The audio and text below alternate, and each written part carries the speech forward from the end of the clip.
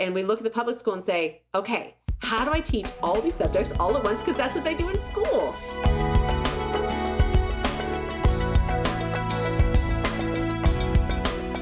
Kristi, we talked last time at the end of our episode a little bit about scheduling and what your schedule looked like with your kids. I want to talk a little bit more specifically about curriculum today, because I know this is one of the questions that all everyone's the homeschool moms, favorite question, right? When they get started, we talked about kind of deschooling and starting slow for those younger years, but talk to the mom who maybe she's pulling in her middle school kid or her high school kid, or maybe even elementary school. And she's just like, I want curriculum, but there's so much. There's so much to choose from. And I think this is the most, at least for myself, this is the most overwhelming part of homeschooling, is knowing what curriculum to choose, because it can get really expensive. Mm-hmm. And then how do I choose it? And then once I choose it, what do I do with it? How do I use it? Yeah. Yeah. So that's a great question.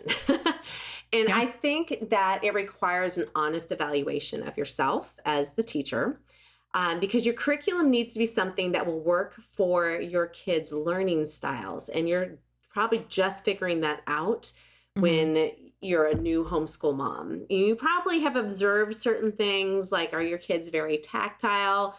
They tend to listen better? Do they tend to, visually see things? And really, when you're incorporating all of the senses, that's when they're learning best.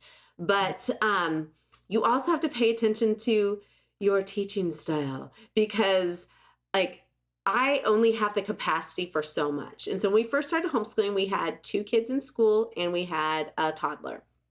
I was able to do more hands-on type of, curriculum where we were doing more things together, because my oldest 2 are so close in age. They're only 17 months apart. So I could kind of teach them together, except for reading and math, which, those are usually the 2 subjects where everybody's kind of learning incrementally and they build upon each other. But in all the other subjects, I was teaching them together. And so that was a lot easier until I suddenly had high school and junior high and elementary and, a baby and someone else in between, like a toddler. It's hard when you have this big stretch. So that's when I had to get real and be like, I can't really set up all of the things that I thought I could. I needed more video-based learning. And so our math curriculum is video-based. Our writing curriculum is more video. In fact, as much as I love IEW and I love all things fun and fabulous, it's such a great curriculum. I also know myself. I'm going to be very honest. Andrew, if you're listening, don't listen to this part. I have never completely finished the All Things Fun and Fascinating. I've gotten at least halfway through with my kids, but I rely on Andrew Poudois to teach my children. So we have just gotten to a point where that's what I do with my kids. They watch Andrew on the TV and then they do their thing. And then I can kind of come in and help from there. So just for those of you who are like, what in the world is she talking about? And who's Andrew? Andrew Poudois is the founder, president of IEW, which is the Institute for Excellence in Writing. They're one of our sponsors on the podcast. And we're not talking about them because they are. It's because we've used them, you've used them, and it's fantastic writing curriculum. And so a lot of their curriculum is video-based. I think not almost everything they have, not all of it, but a lot of their main stuff is video-based. And so Andrew, kind of like CTC Math teaches your kids how to do math online, Andrew Poudois, who's the founder, he does basically like the classroom lecture, but he's hilarious. He's so engaging, and they're fantastic videos. And so you can do the curriculum with your kids, but he teaches it to them for you so that you don't have to teach it. So that's what she's talking about. I wanted to just clarify that. So people are like, who is Andrew? Who is Andrew? What is she talking about?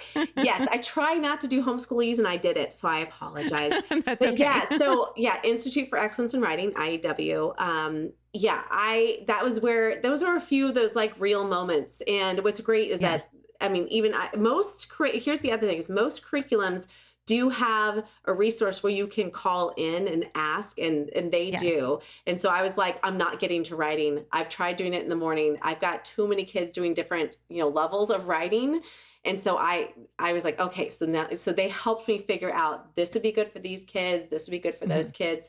But I had to get very real with myself. So my Pollyanna, optimistic person of I can do it all. Yeah, that did not happen. That didn't play out, past the first week of homeschooling. So when you're picking curriculum, I would encourage you to think, how many age levels? If you have kids close together, then it's going to be easier. I still combine history and science with at least 2 kids in my homeschool if I can't get them all kind of under that umbrella.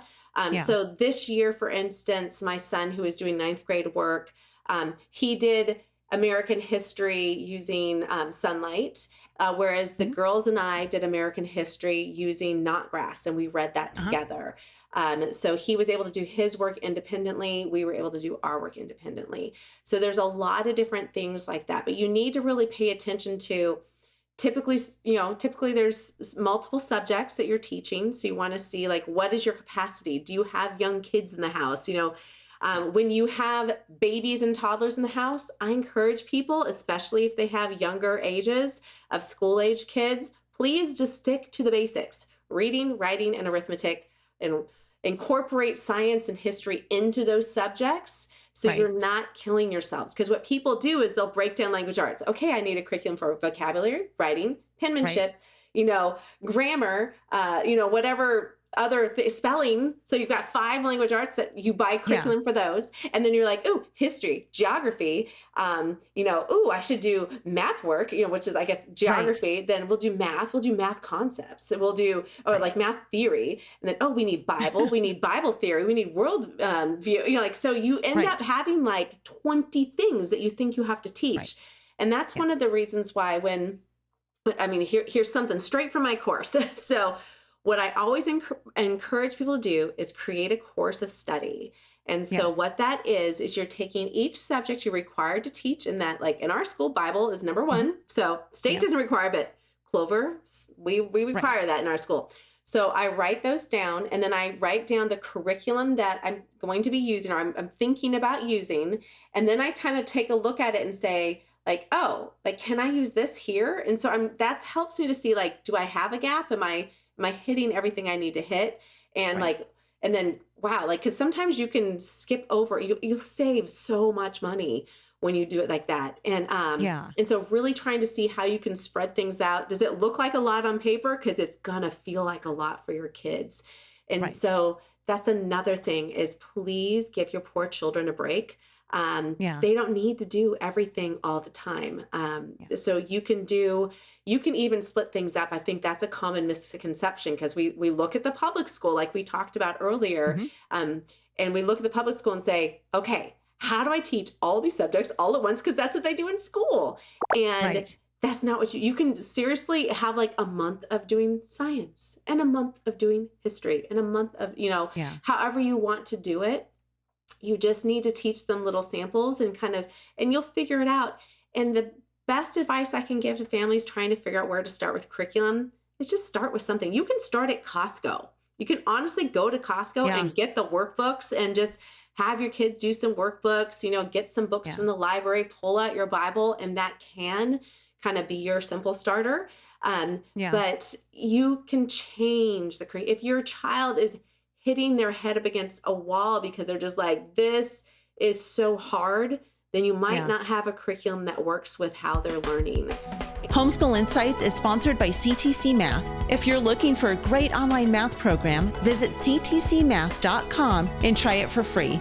For more great homeschool inspiration and resources, listen to the Schoolhouse Rocked podcast every Monday, Wednesday, and Thursday.